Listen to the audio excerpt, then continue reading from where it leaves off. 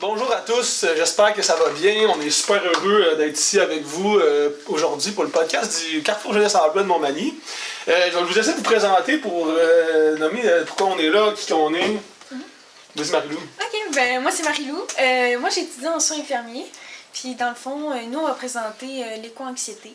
Puis c'est ça, moi je vais parler de la différence entre l'anxiété et le stress. Puis aussi je vais parler des effets que ça a sur le corps. Donc c'est ça. Moi c'est Samuel Gervais, je suis étudiant en bioécologie au cégep de la Pocatière. Puis je vais m'occuper de la portion écologie, fait que je vais vous amener les raisons pour faire de l'éco-anxiété. Je vais essayer de pas trop plonger là-dedans parce que je pense qu'on n'a pas besoin d'en entendre plus que ce qu'on en entend déjà pour faire de l'éco-anxiété. Je vais revenir avec des bonnes nouvelles puis terminer avec les actions individuelles qu'on peut poser pour lutter un peu contre l'éco-anxiété puis la crise écologique Qui se passe en ce moment. Voilà. Puis moi, c'est Zachary Dubé, vous me connaissez déjà comme travailleur de rue au Carrefour dans la région, mais je suis ici en ce moment comme étudiant au cégep de la Pocatière pour présenter l'anxiété, l'éco-anxiété sur un niveau plus de santé mentale et aussi de rapporter un petit élément de réflexion là, au niveau des classes sociales parce qu'on s'entend qu'on ne perçoit pas tout le problème de la même manière dépendamment de notre classe sociale.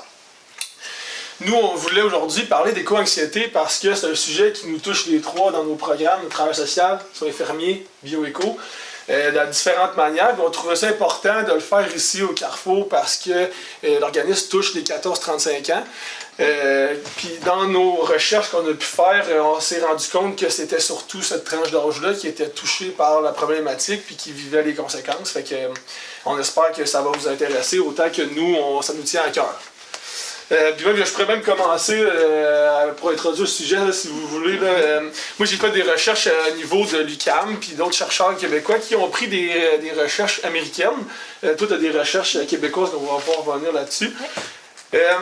L'éco-anxiété, c'est un phénomène nouveau, hein? Ça vient de commencer. 1970, moi j'ai lu que c'est là qu'on a commencé à en parler pour vrai d'un historien qui s'appelle Théodore Roszak qui a commencé à parler du mot. C'est quelque chose de très nouveau là, dans l'histoire. On s'entend, 1970, ça fait c'est très récent. Puis c'est en 90 qu'il y a plusieurs professionnels puis définitions qui sortent. Fait qu'on mentionne dans les recherches que ça a été surtout commencé en 90 que les gens ont commencé à parler pour de vrai. Le American Psychological Association, qui est l'association psychologique de l'Amérique, qui c'est eux qui publient le DSM-5. Je ne sais pas si vous connaissez, c'est le dictionnaire de la santé mentale avec toutes les définitions. Ce n'est pas rentré dans le DSM-5, mais ils commencent à officialiser le terme et tout. Donc on voit encore que c'est nouveau, même en 2024 aujourd'hui. Eux, ils le définissent de cette manière-là. L'éco-anxiété, sa définition, c'est une peur chronique d'un environnement condamné. Puis il y a une autre recherche qui ajouterait à cette définition-là, justement, que l'éco-anxiété, ça réfère à l'anxiété que les personnes vivent, qui vivent face au fait d'être constamment entourées par des problèmes complexes puis menaçants qui sont associés au changement climatique. Cette peur chronique-là, la peur chronique, c'est une peur qui est longue, qui dure dans le temps. Cette peur chronique-là, des catastrophes écologiques touchent surtout les 18-24 ans, qui est une des tranches d'âge de ces carrefours. Puis on le sent, quand j'ai fait des recherches, on le sent qu'il y a comme il y a des gens qui sont pour le concept, qui disent que c'est quelque chose de vrai qui se passe. Il y en a d'autres qui aiment beaucoup moins ce terme-là. Il y a des personnes, des chercheurs qui n'aiment pas ce terme-là, ils croient même pas au terme. Fait que nous, c'est pour ça qu'on voudrait en parler. On va amener des données et tout. Donc voilà. Justement, données pertinentes, t'en as-tu à nous donner, Marie? Au Québec, il y a 85% de la population québécoise qui croit à l'urgence d'agir pour le climat, puis la grande majorité, 89%, reconnaît que les conséquences climatiques, des changements climatiques, ils vont s'intensifier si on n'agit pas. Ça, c'est au Québec. Au Québec. C'est au Québec, ces recherches-là. Ouais. Super. C'est ça. Puis au cours des dernières années, encore au Québec, 54% des Québécois estiment avoir ressenti de l'éco-anxiété en pensant aux menaces des changements climatiques. et de la crise écologique. Donc c'est quand même... C'est beaucoup, hein? Tant qu'on constate qu'on est 8 millions au Québec, c'est les 89% qui sont inquiets par rapport à ça. On s'entend que c'est une grosse majorité de population, on est proche de 7 millions, mettons. Fait que c'est quand même prévalent. Puis sinon aussi, il y a 68% qui déclarent ressentir de l'impuissance par rapport à ça. Puis une personne sur 3 déclare être fatiguée d'entendre parler des changements climatiques, justement. Fait qu'il y a comme une anxiété, un stress qui est causé par le fait d'en parler qu'il y a un problème. C'est ça. On va en revenir là-dessus, moi aussi j'ai des petites affaires à dire. Puis même que je rajouterais, justement, une étude qui a été faite en 2021 aux États-Unis qui dit qu'un Américain sur 4 se dit très inquiet face au réchauffement de la planète. En 2021, un Américain sur 4, là, c'est pas mal plus que 7 millions ici. On s'entend que c'est un bassin de population vraiment gros, fait que on le voit encore plus que cette problématique-là est présente. Puis ce taux, d'une personne sur 4, ça représente une augmentation de 9% au cours des 5 dernières années. Fait qu'on voit que ça augmente dans le temps. Puis selon une étude internationale menée par le Centre de recherche de Pew en 2018, Pew PEW, la majorité des personnes interrogées estiment que les changements climatiques ils constituent une menace majeure pour leur pays. Puis le changement climatique, les réchauffements climatiques, c'est considéré comme la principale menace des 26 pays interrogés. La moitié des pays qui sont interrogés, la principale menace, c'est 50%, c'est le réchauffement climatique. Plus que n'importe quel autre problème abordé dans l'enquête qui d'autres problématiques sociales. Justement, Sam, tu veux-tu nous parler des choses qui justifieraient notre anxiété par rapport à la situation climatique? C'est pourquoi on stresse? Oui, absolument. Je vais essayer de pas trop plonger là-dedans parce que on en voit souvent. C'est important d'en parler, pareil. Oui, absolument. Je vais arriver comme un petit oiseau de malheur avec quelques mauvaises nouvelles qui ont fait la marque en 2023. Sans surprise, vous vous souvenez des feux qu'il y a eu l'année passée. Dans le Nord, là, ben oui. Dans le Nord, puis partout au Canada, en fait. En 2023, il y a 18,5 millions d'hectares qui ont brûlé au Québec. Puis le fait que ça a brûlé, c'est à cause du réchauffement climatique? Ben, en partie, c'est pas uniquement dû à ça. Il y a des régimes des feux, il y a des feux depuis toujours, mais l'intensité de ces feux-là était remarquable parce que, dans le fond, annuellement au Canada, la moyenne était de 2,8 millions d'hectares. Puis là, on est grimpé à 18,5. C'est pas une moyenne, là, c'est une année, c'est ponctuel.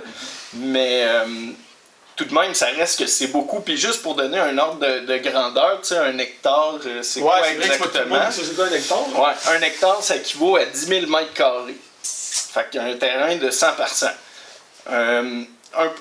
Un 10 000 mètres carrés, ça donne combien, mettons, qu'on se donne une image qu'on connaît? Ouais, c'est un stade de foot. Ouais, c'est ça. C'est 1,5 terrain de football. 1,5 fois. Fait que 1,5 fois, c'est... Fait que 1 plus la moitié d'un autre. Exactement. Puis ça équivaut à 27,75 millions de terrains de football qui ont été brûlés au Canada l'année passée. Au Québec, plus précisément, c'était 4,5 millions d'hectares qui ont été brûlés, dont 1,1 million en zone habitée, ce qui fait quand même des gros impacts. Puis ça, c'est seulement les feux en soi, parce que la fumée, on sait, ça a été un gros problème qui s'est propagé ailleurs. La fumée s'est rendue jusqu'aux États-Unis, c'est même rendu jusqu'en Europe. La fumée du Québec, elle s'est ramassée partout. Juste celle-là, de ce feu-là, c'est ramassée à Toronto, puis ramassée à Montréal. Puis ça cause des problèmes, des problèmes de santé quand même graves pour les gens qui sont surtout susceptibles. Là, il y avait des journées qui conseillaient de ne pas sortir puis de limiter les activités physiques. On est rendu là. Autrement, feu de forêt en Europe aussi, juste en Grèce, il y a 50 000 hectares, encore une fois, c'est beaucoup de terrains de football qui ont été brûlés en un mois, le mois de juillet.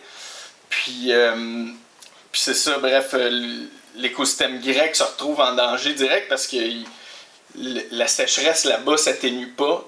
Puis les saisons des feux commencent toujours de plus en plus tôt. Cette année aussi, on risque d'avoir un été assez chaleureux au niveau des feux, disons. Avec le peu de neige qui est tombé cet hiver, puis ça a fondu comme de façon partielle, ça rapproche la saison des feux. Sinon, ailleurs dans le monde, la Turquie, l'Algérie, la Tunisie, la Sicile ont été frappées par des incendies violents. Sinon, le contraire des feux, il y a eu des inondations assez impressionnantes. En Chine, il y a une station qui a enregistré 744,8 mm de pluie. Ça fait pas mal ça fait 73 cm. Ouais, exactement. C'est beaucoup quand même. Plus qu'un mètre. Ouais, en l'espace de 40 heures. C'est ça le problème. C'est un as, parce que pas pile. 40 heures, c'est extrêmement problématique. Ouais, exactement. La Chine n'avait pas vu des pluies aussi fortes depuis 140 ans. Sinon... C'est ça qui nous montre qu'il y a un problème avec le réchauffement climatique en ce moment. Tu sais, des inondations, il y en a tout le temps eu. Le fait qu'il y en a eu beaucoup, puis que ça s'intensifie en quantité, en nombre, puis même en eau, c'est là qu'on voit qu'il y a un problème, tu sais, qui augmente. Là. Mm-hmm. Ben, tu sais, c'est ça. Un des impacts du réchauffement climatique, c'est clairement que les périodes de pluie forte s'intensifient, puis sont vraiment plus intenses dans une courte période de temps. Puis c'est plus étalé comme ça peut l'être. Tu sais, quand c'est étalé, il n'y a pas de trouble. On peut en prendre de la pluie. Puis c'est ça, qui dit beaucoup de pluie d'un coup, dit beaucoup de sécheresse d'un coup aussi par après. Puis ça fait la désertification des terres, ce qui fait que la terre est tellement sèche. Ouais. La terre devient tellement sèche que quand il pleut, elle n'est plus capable d'absorber l'eau. Puis là, ça fait des inondations dites flash flood en anglais. En français, ça serait comme des inondations rapides. Oui, exactement. Bref, sinon, autre mauvaise nouvelle, inondation en Nouvelle-Zélande, même affaire, 241 mm tombés en 24 heures. Le record avant ça était à 161,8 mm, ce qui est quand même pas loin du double. Puis c'est ça, ils ont reçu 8 fois le volume d'eau qu'ils reçoivent normalement en janvier. C'est ça qui est pas normal. Ouais. Fait que je vais arrêter là pour les mauvaises nouvelles. On veut pas tomber personne en dépression, mais peut-être parler de ce qui se passe en ce moment et de l'impact que ça a. Ouais, puis je pense que dans les changements, tu sais, ce qui peut causer le plus d'anxiété, en tout cas pour ma part, c'est vraiment les prévisions à long terme puis les points de non-retour pour certains trucs. Comme juste un exemple comme ça, l'effet d'albédo, ça c'est dans le fond, le blanc ça reflète la lumière, puis ça capte moins de chaleur. Okay. Puis un des effets qui est comme vicieux un peu de ça, c'est que avec le réchauffement, on perd la calotte glaciaire, ce qui enlève de l'albédo, ce qui fait augmenter le réchauffement climatique, ce qui fait fondre encore plus les glaces, puis on voit le cycle qui part, ça fait juste augmenter, réchauffer encore plus, puis c'est ça, il y a comme plein de trucs comme ça, la perte de pergélisol, quand le pergélisol fond, le pergélisol, c'est une partie du sol qui est gelée en permanence, puis ça fait des milliers d'années, j'oserais pas dire peut-être millions, en tout cas, je veux pas parler au travers de mon chapeau, mais des milliers d'années que le sol est gelé, là, il se retrouve qu'il dégèle, puis ça dégage beaucoup de méthane. Puis au travers de ça, il y a des virus qui sortent de ça, des vieux virus, on l'a vu avec la pandémie, tu sais, ça va loin justement. Puis justement, ça amène des problématiques de santé physique carrément. Puis justement, Marie-Lou, peux-tu nous dire genre qu'est-ce que ça pourrait apporter dans notre corps, qu'est-ce que ça a comme effet, puis nous expliquer aussi la différence entre le stress et l'anxiété, parce qu'on sait que c'est pas la même chose. Oui, je vais commencer avec le stress. Le stress, c'est une réponse immédiate du corps à une pression, à une demande perçue. Ça peut être considéré comme une réaction normale du corps et adaptive à des situations difficiles ou exigeantes. Fait que le stress, c'est que tu vis la situation qui est stressante au ici moment maintenant. présent. Ici, là. Okay. C'est ça, exactement. Puis c'est ça, le stress, c'est généralement de courte durée. Puis ça disparaît quand la situation est finie. Par exemple, le stress, ça peut survenir pendant un examen important ou lors d'une échéance au travail. Ensuite, si on parle de l'anxiété, l'anxiété, c'est une réponse émotionnelle persistante et anticipatoire à des situations perçues comme menaçantes ou dangereuses. Ça implique souvent une appréhension face à l'avenir et à un sentiment d'insécurité. Aussi, contrairement au stress, l'anxiété, ça peut persister même en l'absence de danger et ça peut interférer avec le fonctionnement quotidien. Par exemple, l'anxiété, ça peut se manifester par des préoccupations constantes et concernant la santé, les relations interpersonnelles et les enjeux environnementaux. Donc, c'est ça. Puis l'anxiété, sa source est souvent non spécifique ou inconnue pour certaines personnes et c'est un sentiment d'appréhension généré par l'anticipation du danger. Fait que c'est vraiment qu'on se projette dans une situation qui n'est pas encore arrivée, mais ça nous stresse pareil, ça nous crée de l'anxiété parce qu'on pense à cette situation-là qui va arriver. Exactement. Ok, super. Exactement. Autrement dit, on se crée notre propre anxiété un petit peu. Ouais. Ouais. Puis justement, par rapport au changement climatique, c'est autant du stress que de l'anxiété, j'imagine. Vu que c'est ici maintenant et une appréhension des choses qui vont être pires. Ben, j'imagine que si on prend l'exemple des feux, il y a un feu qui brûle à côté de ta maison, ça cause un stress direct. Puis l'anxiété, c'est genre l'année prochaine, peut-être que ça va encore arriver. Puis ça a brûlé c'est ça, mes récoltes, puis tout, c'est exactement ça qui est parfait. Ça. Donc, c'est ça. Puis là, je vais vous expliquer les manifestations que ça peut avoir sur nous. Donc, d'ordre affectif, donc je vais commencer par les sentiments que ça peut nous apporter. Donc, ça peut nous apporter de l'inquiétude, parce qu'on va être inquiet avec qu'est-ce qui se passe et tout ça. De l'impuissance, parce que des fois, on peut rien y changer. De la nervosité, un manque de confiance en soi. L'incapacité à se prendre en main. Sinon, de la tension, de la crispation. L'incapacité de se détendre. Ça va tellement nous chercher que genre on saura plus quoi faire. Puis, on n'est plus capable de se déposer et de vivre normalement. Puis craindre d'être victime d'un malheur. Ensuite, les comportements que ça peut nous apporter. L'irritabilité, l'impatience, éclat de colère, des pleurs. On va tendance à blâmer les autres.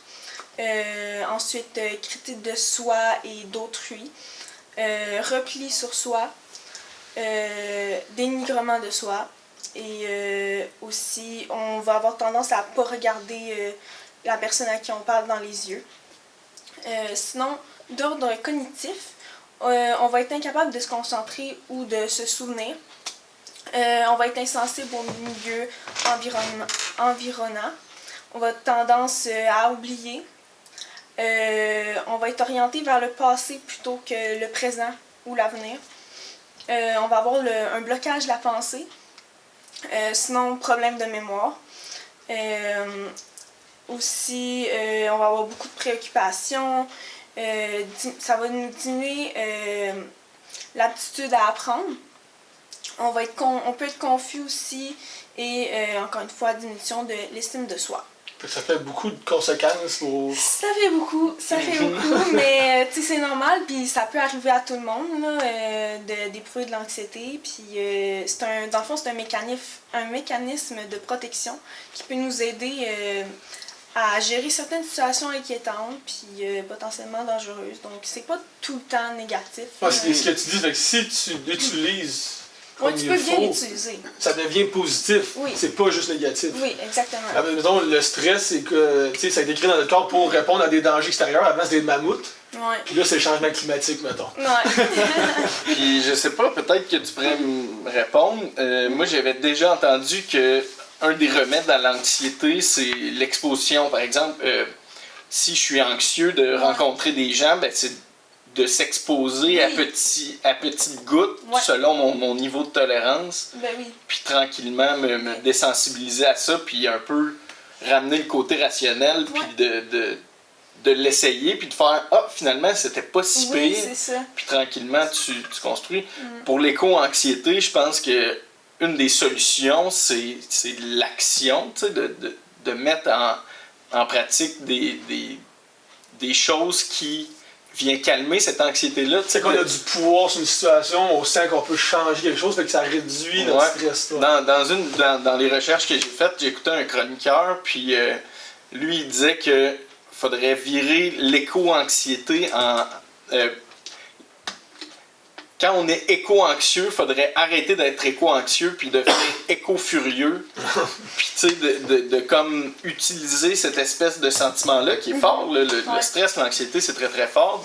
De le prendre puis de l'utiliser comme carburant pour pour mettre des actions. Ouais. Bref. On s'en parlera de Ouais. ça. Ouais, Ça clairement. dépend de chaque personne, là, aussi, là, fait que- Et justement, pour faire du pouce sur ce que tu disais, Marie-Lou, moi, ce que j'ai lu dans mes recherches, c'est qu'il y avait 3 types d'effets des changements climatiques qui sont à distinguer sur la santé mentale. Tu as l'effet direct, indirect, puis les effets indirects au développement graduel et globaux. C'est l'air plus compliqué que celui-là. Là. Je vais l'expliquer, mais c'est celui-là qu'on va plus s'attarder et qui nous touche le plus, nous autres, comme pays occidental. Les effets directs, ça ressemble à quoi? Les effets directs sur la santé mentale des changements climatiques, c'est des traumatismes qui sont causés par des événements directs, justement, qui sont extrêmes en lien avec le changement climatique. Donc, les inondations, les ouragans, les canicules, c'est des effets directs qui ont des impacts sur la santé mentale. Les effets indirects qui ont sur la santé mentale, c'est survenu aux perturbations sociales que les effets directs ont créées, mettons.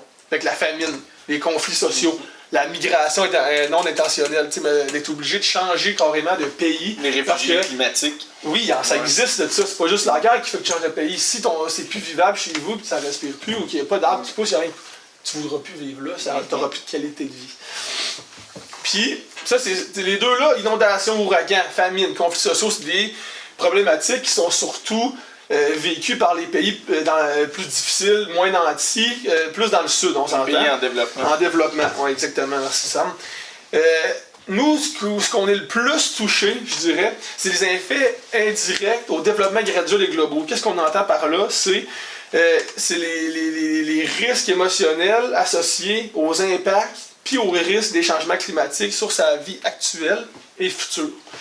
Fait que, exemple, celle que les autres humains au bien-être des écosystèmes qui nous touchent plus comme pays occidental, fait que c'est l'anxiété, c'est vraiment l'anxiété, comme tu disais tantôt, d'avoir cette pression-là constante de savoir que ça va pas bien dans l'environnement où ce que tu vis. Fait que c'est vraiment ça que les pays occidentaux comme le Québec et le Canada sont plus touchés parce qu'on vit moins de famine, on a des conflits sociaux pareils, mais on fait pas de migration non intentionnelle, ça n'existe pas vraiment ici. L'inondation, les ouragans, des canicules, il y en a pas mal moins, c'est des choses qui sont moins affectées. Il y en a des canicules, on les vit de plus en plus, mais est-ce qu'on vit des ouragans tout le temps comme dans certains pays? On s'entend. Hein? On n'a pas le même stress vis-à-vis les ouragans. Justement, l'effet direct au développement graduel et global, c'est l'exposition constante à ce stress-là qui fait que ça a beaucoup d'impact sur la santé mentale, d'avoir cette pression-là, de savoir que ça va mal. Ce qui est important à noter, puis moi, ce qui était vraiment important pour moi, ce que tu as dit... Ben, j'allais dire que, dans un certain sens, on peut se réjouir de notre anxiété, puisque c'est quelque chose qui est principalement dans notre tête, plus que un impact réel et direct, tu sais... Dans quel sens? Dans le sens dans le sens qu'on vit pas de famine dans le notre quotidien directement, mais on entend parler, fait qu'on est affecté par. Oui, absolument, mais on peut se réjouir du fait que notre problème est psychologique. Je dis pas que c'est une bonne chose, c'est sûr. Mais tu sais, c'est déjà, je préfère ça que de perdre ma maison ou de devoir... C'est sûr qu'on est chanceux dans plein de choses, les pays occidentaux. Hein? On a une meilleure qualité de vie, l'espérance de vie est bien plus longue. C'est toutes des choses, le premier puis le deuxième point, qui nous affectent pas mal moins. Puis que ça peut virer positif, justement, comme tu dis, de faire comme la garde. Au moins, j'ai pas d'inondation, j'ai pas de famine, de conflits sociaux. Par exemple, ce qui est important de noter, puis que j'aimais beaucoup, puis ça a beaucoup rapport avec le travail social, ça, c'est important de ramener, puis les auteurs le parlent dans les recherches que j'ai effectuées. Il y a une analyse à faire sur le rapport socio de classe, de genre, d'ethnie, de race, de capacité. Les effets sont disproportionnellement plus importants sur les groupes marginalisés. Si tu as un revenu faible ou une éducation faible ou des choses comme ça, ça va être quelque chose qui va être beaucoup plus important dans ta vie, ou à l'inverse, comme on va le voir, mais ça va toujours avoir plus d'impact. Les émotions reliées à ça, c'est évidemment la peur, la tristesse, la colère, induite par le sentiment d'inaction ou d'insuffisantes actions, comme on parlait d'avant, c'est le fait de vraiment vivre l'anxiété parce qu'on fait rien. Parce qu'on est dans ou pas assez de choses, mettons. On fait pas rien, là, mais... Puis faire de l'anxiété, justement, ça t'amène pas un peu dans cet état d'inertie-là, d'inaction, d'apathie, mettons. Ouais, oui, ça frigorifie, c'est tellement... ça paralyse le corps. C'est tellement intense que tu sais pas quelle action tu peux poser, puis de pas poser encore des actions, ça fait juste accentuer... C'est parfait que tu m'en parles parce que j'allais venir là-dessus justement. T'sais, tous les facteurs différents ont un impact sur les humains, puis justement, tous ces impacts-là, ça amène une certaine éco-paralysie. Comme tu dis exactement dans les recherches, c'est ceux qui disent l'incapacité d'agir de façon significative en vue d'atténuer les changements climatiques et leurs conséquences. C'est que t'es incapable d'agir, de penser pas de penser, mais d'agir là-dessus parce que t'es trop impacté négativement par ce qui se passe, dans ce que tu penses qui se passe. Et que justement, que le discours reposé, qu'un discours qui est centré sur l'optimisme, ça peut être problématique, parce que justement, tu sais, des gens qui vont dire « oui, mais on fait des choses, ça va bien », ben, c'est un peu invalider le problème, puis ça a beaucoup plus d'impact sur les gens qui le sentent beaucoup, justement, le fait de se faire invalider ça.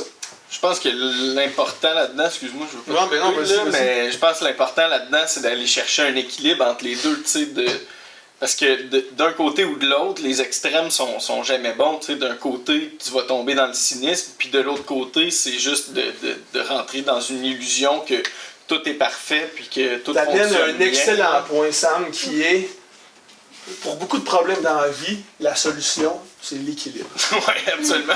On le sait, là. On aurait pu faire un épisode juste là-dessus. Ouais. On s'entend que peu importe où c'est que tu te positionnes là-dedans, si c'est dans un extrême, il y a quelque chose que tu n'as pas pris en compte, il y a quelque chose qui manque, il y a quelque chose que tu es trop impacté, tu n'as plus de recul là-dessus. C'est pas vrai que tout d'un noir, tout d'un bord ou tout de l'autre, ça c'est sûr et certain. Puis justement, je me sens ajouter qu'en plus de cette paralysie-là, qui a un impact sur le travail, les relations interpersonnelles, la motivation, comme tu disais, c'est toutes des choses qui sont intrinsèques, la santé mentale aussi. Puis ça apporte d'autres facteurs comme la dépression, l'anxiété, le stress, la perte d'appétit, le sentiment qu'il n'y a rien qui vaut la peine. C'est vraiment un désespoir. Ça amène beaucoup de désespoir envers les gens et de paralysie parce que ils sentent qu'ils peuvent rien faire, qu'on n'a pas de pouvoir d'action individuel. Est-ce qu'on en a? Oui, on en a. Est-ce que c'est à la hauteur de ce qu'on voudrait faire? Ça, c'est une bonne question. On en reviendra. Oui, c'est ça, on va en reparler. Est-ce que justement rajouter des effets qu'il y a sur la santé physique? On a parlé beaucoup de santé mentale, mais oui, c'est ça. Plus la santé physique, là, ça peut apporter des palpitations cardiaques, l'anxiété, entraîner une accélération du rythme cardiaque, des battements cardiaques réguliers ou des sensations de palpitation. Sinon, la tension musculaire. Puis les muscles ils vont se contracter, puis ils vont devenir tendus. Puis la réponse à ça, ça va faire des problèmes, des douleurs musculaires, des raideurs, des maux de tête, tout ça. Sinon, problème gastro-intestinaux, l'anxiété peut provoquer des troubles gastro-intestinaux tels que des maux d'estomac, des nausées, des diarrhées ou de la constipation. Sinon, difficultés respiratoires. Certains individus ils vont ressentir des sensations de souffle court, d'oppression thoracique ou même des crises de panique entraînant des difficultés respiratoires. Troubles du sommeil. L'anxiété peut perturber le sommeil en entraînant des difficultés à s'endormir, des réveils fréquents ou un sommeil non réparateur. Sinon, la fatigue, ça va épuiser mentalement et physiquement une personne. Puis ça va entraîner une sensation constante de fatigue et de faiblesse. Sinon, des tremblements ou des secousses. Certaines personnes ils peuvent éprouver des tremblements ou des secousses musculaires en raison de l'anxiété. Sinon, des symptômes cardiovasculaires. L'anxiété elle va faire une augmentation de la pression artérielle, des symptômes similaires à ceux d'une crise cardiaque. C'est quand même intense. C'est intense, puis tu le sais comme infirmière, j'imagine, ou infirmière en devenir qui fait ses stages. une des causes, dans les causes principales du cancer, là, puis dans les problèmes de cœur, justement, Ouais. les cardiaques, l'anxiété, c'est un des facteurs Ouais. majeurs de ça. Ouais, Là. vraiment. On l'entend, les médecins le disent, c'est pas, tu sais, c'est quelque chose de très prévalent. Oui, c'est ça. Puis ces symptômes-là, ils peuvent aussi être amplifiés en cas d'anxiété sévère ou prolongée, comme le sentiment de peur, d'impuissance, de tristesse. Puis justement, l'éco-anxiété, ça peut engendrer ces émotions négatives-là, telles que la peur de l'avenir, le sentiment d'impuissance face aux enjeux environnementaux et la tristesse liée à la perte de la biodiversité et des écosystèmes. Sinon, ça peut aussi faire de la difficulté de concentration, l'irritabilité et tension émotionnelle. On s'entend que c'est ça, il y a beaucoup de conséquences qui font que c'est pas à prendre à la légère. Oui, Ça, c'est c'est ça. sûr et certain. Là. Autant au niveau physique que mental. Puis justement, t'as-tu des bonnes nouvelles, Sam? On aimerait ça avoir des bonnes nouvelles parce que là, on veut pas faire de l'anxiété en sortant d'ici. Ouais. Peux-tu nous dire qu'est-ce qui va bien? Qu'est-ce qu'on fait pour améliorer cette situation-là pour pas trop faire d'anxiété? Oui, c'est une chose qui m'a surpris à moitié un peu en faisant mes recherches. C'est un petit peu difficile de trouver des bonnes nouvelles dans tout ça. Puis justement, tu sais, un des trucs de gestion d'anxiété, c'est l'exposition aux médias, tu sais. Dépendamment des médias que tu vas suivre, desquels tu vas t'informer, tu sais, je pense à quelques pages Instagram auxquelles je suis abonné qui sont comme militantes, puis que, man, c'est des nouvelles frappantes, puis tout le temps ça vient chambouler, puis j'ai l'impression qu'il y a rarement des bonnes nouvelles dans ces trucs-là. Fait que je pense, justement, encore là, question d'équilibre, je pense que c'est important de bien choisir ses sources d'informations, puis de les mélanger aussi, d'aller chercher plusieurs sources d'informations. Une d'ailleurs, juste vite comme ça, là, avant que je rentre dans les bonnes nouvelles, Radio-Canada Environnement, moi je trouve qu'ils sont vraiment bons parce que, oui, d'un côté, ils présentent des informations de l'actualité environnementale, mais ils présentent beaucoup de solutions. Puis, ils posent souvent des questions sur comment les gens s'investissent dans la lutte contre les changements climatiques. Ça, c'est pas pire. Puis, ça, c'est vraiment... Il y a vraiment un côté inspirant, puis... c'est ça, je les trouve très équilibrés dans leur diffusion d'informations, autant de nouvelles, puis ils prennent le temps aussi de faire ressortir les bonnes nouvelles. Bref, on y revient. Les bonnes nouvelles, parfois, les gens qui écoutent, si vous êtes un peu informés puis que vous vous intéressez à ce sujet-là, vous allez peut-être vous dire « ça, c'est une demi-bonne nouvelle », parce que, bref, c'est ça, j'y vais. Le gouvernement québécois il a annoncé qu'il augmenterait les droits que doivent payer les entreprises qui rejettent des contaminants dans l'air et dans l'eau. Ça fait en sorte que chaque tonne de contaminants elle va coûter 4 fois plus cher aux entreprises pour ça. Mais tu sais, au final, c'est 85 entreprises qui sont touchées par ce changement-là au Québec. C'est pas énorme, mais on prend ce qu'on peut. Comme on dit, il n'y a pas de petits gains. Après ça, il y a eu un traité historique en haute mer signé par 70 pays de l'Union européenne. Dans le fond, ça, c'est... encore là, c'est pas des mesures parfaites, là. On est loin de là, mais il y a 75 mesures qui ont été encadrées pour limiter la perte de biodiversité puis limiter la pollution dans les eaux internationales. Parce que pour l'instant, les eaux internationales, en dehors des limites de chaque pays, c'était un peu qui fait ce qu'il veut comme il veut. Okay.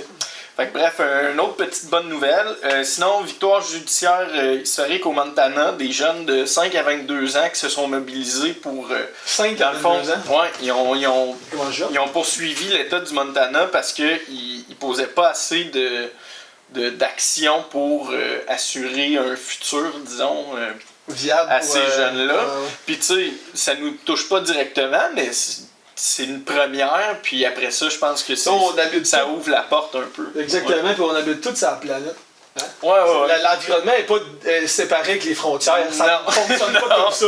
Nous, on a décidé que ça fonctionnait même pour certaines choses. La planète Terre, l'environnement en tant que tel, le changement climatique, ça vient toucher tout le monde. Il n'y a pas de frontières à ça. Fait que c'est important que tu le mentionnes, que les bonnes nouvelles d'ailleurs, c'est les bonnes nouvelles d'ici. Ouais, en effet.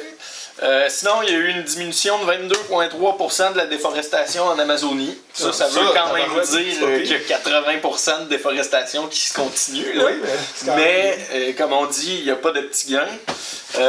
Autrement, le trou de la couche d'ozone qui se referme, figurez-vous, depuis les années 90, il y a 99% des chlorofluocarbures qui ont été interdits dans 195 pays. Ça, c'est des gaz qui se retrouvaient dans un paquet de trucs qu'on utilisait à la maison, là, les bonbonnes sous pression, les aérosols, voilà. Puis ces gaz-là, c'est les gaz les plus néfastes pour la couche d'ozone qui, si vous savez pas, c'est elle qui nous protège des rayons UV du soleil. On aime ça bronzer, mais il y a une limite entre être bronzé et avoir le cancer. Fait que c'est les quelques bonnes nouvelles que j'ai. Pour moi, ça touche des choses qui sont globales, puis qu'il y a quand même des petits espoirs. T'sais, on entendait parler il y a quelques années, la couche d'ozone, il y a des trucs qui se forment là, se réduit. C'est le fun. Exactement. Il y avait d'autres trucs, là, ils ont une espèce qui était disparue en Australie de kangourou miniature qui est revenue. Ça, c'est un peu plus donc, vous invite justement à regarder l'émission de Radio-Canada qui parle des mauvaises puis des bonnes nouvelles, justement, d'aller vous informer si ça peut autant vous rassurer que vous informer. Ça vaut la peine d'aller checker les informations qui sont fiables puis qui, justement, sont équilibrées entre les deux côtés, positif, négatif. Absolument. Merci, Sam. Justement, moi, j'aurais aimé ça. Juste ramener à un point qui est, tu sais, on a tous une responsabilisation individuelle pour l'environnement, mais à la hauteur de notre contribution polluante, mettons. Mettons, moi, je suis une personne, une compagnie, c'est plus que l'impact d'une personne, on s'entend. Puis, il y a une analyse en termes d'inégalité de position sociale que, on s'entend que oui, comme je disais tantôt, les changements climatiques, ça va toujours être les moins nantis qui vont en payer le plus. Mais on s'entend qu'en parler, là, quand c'est la chose principale qu'on jase, puis il y a quelqu'un devant toi qui n'arrive pas à manger tous les jours, mettons, qui a de la misère à avoir des couches pour ses enfants, qui a de la misère à payer son loyer, puis qui est juste pas capable d'en avoir un loyer. Le changement climatique, là, c'est peut-être pas ça sa priorité dans la vie. Je pense qu'il faut être. C'est ça, c'est important de ramener le pouvoir d'action qu'on a tous chacun. C'est important pour pas faire d'anxiété. Ok, oui, je peux en faire, mais c'est ça que je peux faire. C'est là que je peux agir. Le reste, je peux pas faire d'anxiété avec ça. J'ai pas de pouvoir d'action. Nous, on aimerait ça, ramener ça pour respecter ses limites un peu. Exactement, se respecter soi-même. Puis c'est ça, les problèmes de. C'est ça, exactement. Puis il y a aussi, l'anxiété individuelle, comme on disait, ça réduit l'anxiété, c'est souvent l'empowerment. De sentir qu'on a un pouvoir d'action sur notre vie, ce qui est autour de nous autres, ça va toujours beaucoup aider, puis on vous encourage à faire ça. Mais on aimerait ça juste ramener que c'est des témoignages de psychologues, c'est pas juste moi qui le dis, des psychologues cliniciens qui disent que l'importance accordée à l'action individuelle dans le discours dominant pourrait chez certaines personnes favoriser l'anxiété. Parce que justement, de tout le temps remettre la faute sur les gens tout seul, ça met un gros poids que c'est peut-être pas à chaque individu de le porter, ce poids-là. Surtout quand on voit que c'est plus les industries, les gros joueurs qui ont de l'impact. On a tous de l'impact individuel. C'est important. Si on ferait tout notre compost, on ferait toute attention, ça paraîtrait. Il faut le faire. Ça, je sais pas si je peux me permettre une petite parenthèse là-dedans. Le triangle de l'inaction, c'est super intéressant. Parce que, le triangle de l'inaction, je vous présente les trois coins. On a les individus, les entreprises, puis les politiques, les politiciens. Puis, dans ce triangle-là, chacun met la faute sur les autres. Puis, c'est une façon de peut-être soulager une anxiété, puis de déresponsabiliser de ce qu'on peut faire. Puis, c'est vite fait que l'individu va dire, ben là, il n'y a pas de politiques qui sont mises en œuvre pour limiter les dégâts. De l'autre côté, les entreprises, ils n'en ont rien à battre. Ils font juste empocher les profits, puis que ça cause des problèmes à l'environnement. C'est pas grave. Moi, qui suis-je pour... Tu sais, j'ai pas un gros impact. Ça, c'est pour l'individu. Tu as l'industrie qui dit, ben là, les politiques, il n'y a rien qui nous restreint. Puis les individus, eux, consomment ce qu'on produit. Fait que c'est à l'individu de moins consommer. Fait que nous, on va moins produire. Puis la politique, c'est les gens ne demandent pas ça. Puis les industries, il n'y a pas grand-chose qu'on puisse faire. On met des règles, puis ils ne suivent pas quand même. Fait que c'est ça, c'est encore là une question d'équilibre dans tout ça. Il y a une partie que individuellement on peut faire, puis dans ses limites, dans ses capacités, parce que c'est pas vrai qu'à moi tout seul, je vais changer la planète. Là. Fait que tu peux juste prendre quelques trucs que tu es capable d'implémenter dans ta vie, puis une fois que ça fait partie de ta routine, puis que tu es correct avec ça, tu vas chercher d'autres nouveaux moyens que tu te dis « Ah, crime, ça, je pourrais le changer, puis ça améliorerait mon efficacité. Puis pour ce qui est du politique puis de l'industrie, en consommant moins, on a un impact sur eux autres. C'est sûr que moi, tout seul, pas tant que ça, mais en communauté, tu sais, d'en parler avec les gens puis de se questionner. C'est pour ça qu'on est là aujourd'hui. Hein? Oui, exactement. Exactement pourquoi on est là aujourd'hui, c'est pour ramener ce point-là, justement, qui est super important, qui touche tout ça, même que si tu veux pas, ça te touche. Tu sais. C'est ça, je pense qu'avec la collectivité, si on est plusieurs à diminuer notre consommation, veut pas, ça a un impact sur l'industrie. Puis les politiciens veulent des votes si il y a beaucoup de gens qui enlignent leurs bottines ensemble, ben clairement qu'on peut observer des changements dans ces sphères-là. Fait que bref, ça c'est un truc qu'il faut faire attention un peu de... Oui, il y a des gros sports qui font partie du politique puis de l'industriel, mais individuellement, on a aussi des trucs à faire, puis ça, comme tu disais, dans la limite de ce qu'on est capable. C'est prendre action sur ce qu'on a du pouvoir, ce qu'on est capable de contrôler, le prendre, ça va nous faire du bien, ça va faire du bien à la terre. Et ce qu'on ne peut pas contrôler, c'est de le ramener à nos députés, à nos politiciens, et de pas trop faire d'anxiété, puis de pas se responsabiliser individuellement sur les malheurs qui se passent dans le monde. Absolument. Je suis un humain, je me sens mal d'être un humain parce qu'on pollue. Ça a de l'impact, puis il y a d'autres manières de gérer ça. Mais justement, bon, qu'est-ce qu'on peut faire ça? Ben c'est ça, en lien avec tout ça, s'engager individuellement. Il y a plein de petites actions qu'on peut faire. Mettons dans les grandes lignes, là, privilégier les transports moins polluants, c'est clairement une chose qu'on est capable de faire. Je suis conscient qu'en région, c'est un peu plus difficile d'aller chercher le métro puis d'aller prendre la bus.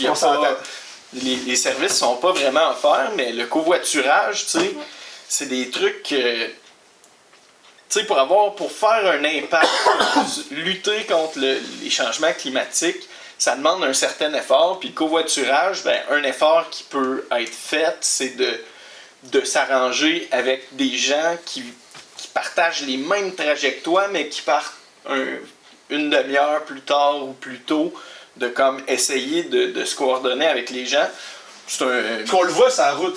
Il y a tous les gros SUV, des chars, qu'il y a juste une personne, on se le disait en s'en venant. Ouais, c'est quelque chose qu'on observe. Vous regarderez dehors, observez-les, calculez le nombre de personnes qui sont plus qu'une personne dans un auto. C'est pas une famille, c'est rare. Hein? Puis c'est ça.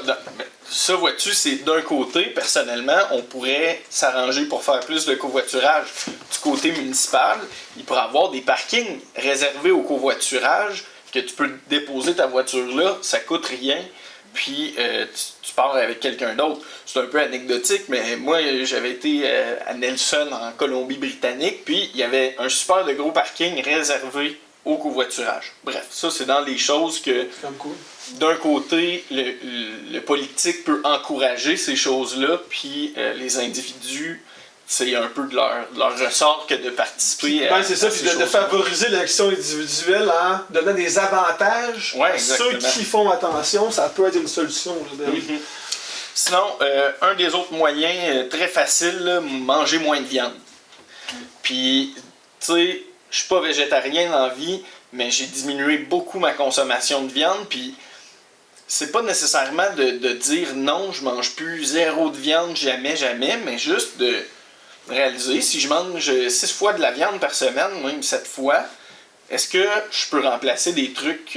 Ben oui, puis là, la fois qui est intéressante, c'est que mettons à Montréal, il va y avoir du transport en commun. Moins, pas ici. Ici, on a des fermes à la grandeur du territoire autour de chez nous. C'est ça. Notre viande qu'on achète, si on l'achète locale, on enlève du transport, on enlève beaucoup d'effets négatifs sur le changement climatique, justement. Absolument. Dans ces trucs-là, il y avait aussi consommer local, puis consommer en saison. Tu sais, tu vas à l'épicerie, t'achètes des fraises de la Californie en décembre, sont super belles, là, visuellement, sont succulentes, mais en bouche, c'est pourri, c'est même pas bon, tu sais. Ça goûte l'eau. Puis cette fraise-là, elle a voyagé bien des places avant de se rendre dans ton épicerie. Bref, tout ça, la viande, d'ailleurs, on parlait tantôt de l'Amazonie, qu'il y a moins de déforestation. Ben, la majorité de la déforestation en Amazonie, c'est causé par la production de bétail, tu sais. Ils rasent la forêt pour planter du maïs, du soya, Puis ça, on le sait, la monoculture, hein, d'avoir tout le temps la même culture dans un champ, ça a beaucoup d'impacts négatifs. On rentre pas là-dedans, mais ça fait partie des choses négatives. Ouais, puis l'utilisation de pesticides, de fongicides, en tout cas, on rentrera pas là-dedans. Ouais, exactement. Sinon, on y arrive. Réduire ses déchets, réutiliser les objets, les réparer, les recycler, on évite d'acheter des trucs. Puis aussi, dans nos achats, d'arrêter d'acheter des cossins, tu sais, d'arrêter de commander une affaire à 5$ sur Amazon qui vient encore une fois de très très loin. Peut-être se poser la question, j'ai-tu besoin de ça? Ouais. J'ai-tu besoin de ça, puis cette chose-là, elle vient d'où? Absolument. Je peux-tu le trouver ailleurs? Ouais. Sinon, bonne façon de réduire ces déchets, là, le compostage. Le compostage, comme tu disais, la monoculture, ça enlève beaucoup de nutriments au sol, mais il y a 30 à 40% des déchets qui sont produits au Québec, c'est des produits compostables. Puis ça, dans le fond, c'est qu'on prend des ressources de la terre, on fait de la nourriture avec, puis après ça, on la jette. Il n'y a rien qui retourne dans la terre, puis pire que ça, quand les aliments se retrouvent dans des sites d'enfouissement, ça se décompose pas, puis ça fait juste produire du méthane, ce qui favorise encore. On voulait amener, c'était super important ça, parce qu'il y a comme un mythe que je mets ma pomme dans la poubelle, elle va se décomposer, elle va aider les déchets à se décomposer. Non. Non. Hein, on le sait, ça prend de l'oxygène. Ça prend de l'oxygène, puis le dépotoir, c'est la pire place pour composter, ça ne compostera pas. Ça Absolument. va pas bouger. C'est important dans le mentionne, merci de ça. Absolument, il n'y a pas de trouble. Sinon, une chose qu'on commence à entendre parler, mais la pollution numérique, Internet, ça prend du jus.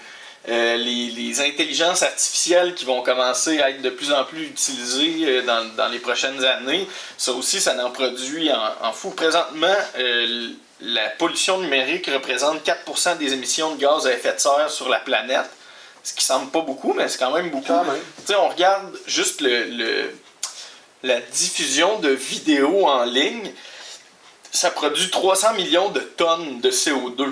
Fait que de mettre en ligne des vidéos. De regarder. Regarder des vidéos. Ça a un impact. D'envoyer un email. Oui. Un email, ça équivaut à 19 grammes de CO2. Puis tu sais, je sais, là, faut pas virer fou avec tout ça, mais je pense que juste de se conscientiser un peu, puis d'essayer de ralentir certains trucs, de dire, OK, ça, je vais peut-être en faire moins. Bref. Ben oui. Dans ces petites choses-là. Sinon, réduire sa consommation d'électricité, sa consommation, je dirais même d'énergie en général, parce que l'énergie verte, ça existe pas tellement, tu sais.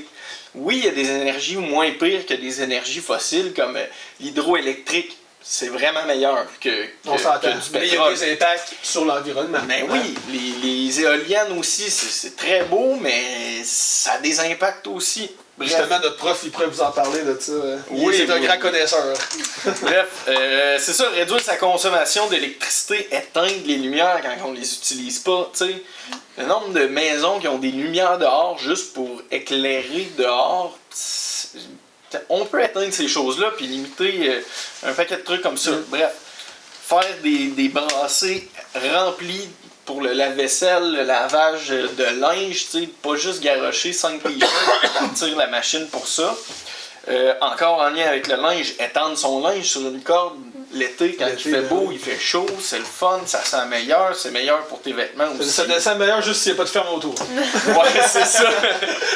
Merci Sam. Sinon, plastique dans les fenêtres, Moi, je le fais depuis quelques années, là, puis à toutes les fois qu'il y a un plastique qui brise, c'est incroyable la quantité d'air froid qui rentre par nos fenêtres.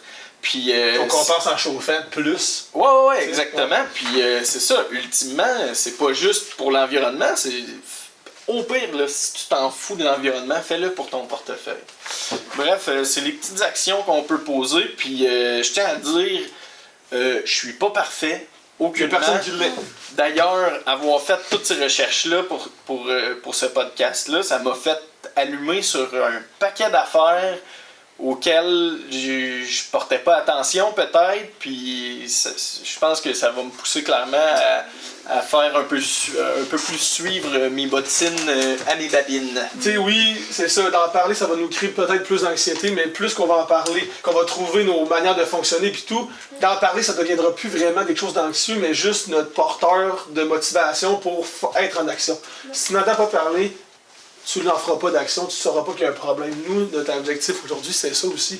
C'est d'en parler du problème autant positif que négatif et d'avoir des solutions autant que le vrai portrait qui est sous le terrain, on s'entend. On en parle même, moi, ça me crée un peu d'anxiété.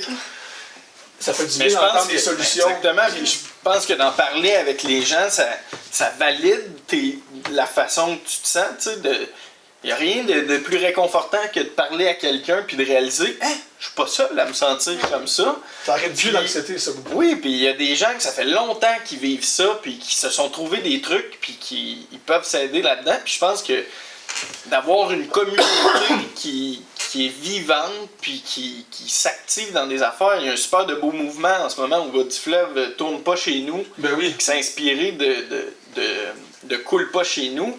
C'est des trucs comme ça sur lesquels on peut avoir des impacts. Ils ont réussi. Il n'y a pas de pipeline dans le bas du fleuve parce qu'il y a des citoyens qui se sont mobilisés contre ces trucs-là. Fait que ça, tu parles de. C'est pas juste une action individuelle chez nous. Non, ça, c'est une action collective ensemble. Ouais. Que ça réduit l'anxiété, ça a plus d'impact que si tu serais tout seul.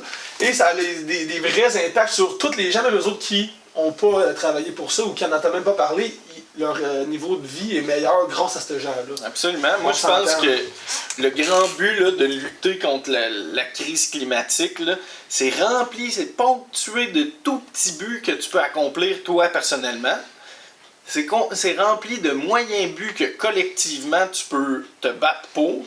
Puis il y a des grands buts que là, politiquement, faut qu'il se passe de quoi, mais je pense qu'en ayant des communautés actives, ben, le politique n'aura pas le choix de réagir. Ben oui, justement. Puis je pense que c'est la meilleure chose qu'on voudrait dire pour conclure, c'est responsabilisez-vous à la hauteur de ce que vous pouvez. Ouais. Prenez action sur ce que vous pouvez. Parlez-en aux gens. Et responsabiliser les gros joueurs aussi. Pour qu'on aille tous ensemble, justement, qu'il n'y ait pas un triangle de on s'accuse, mais qu'il y ait tous ensemble, on puisse faire une différence. Exactement. Merci beaucoup, c'était vraiment le fun de passer avec vous. Puis on espère que ça vous a appris des choses autant que ça nous a appris à nous. Puis ça va peut-être vous donner le goût de prendre action un peu plus dans votre quotidien. Merci. Merci.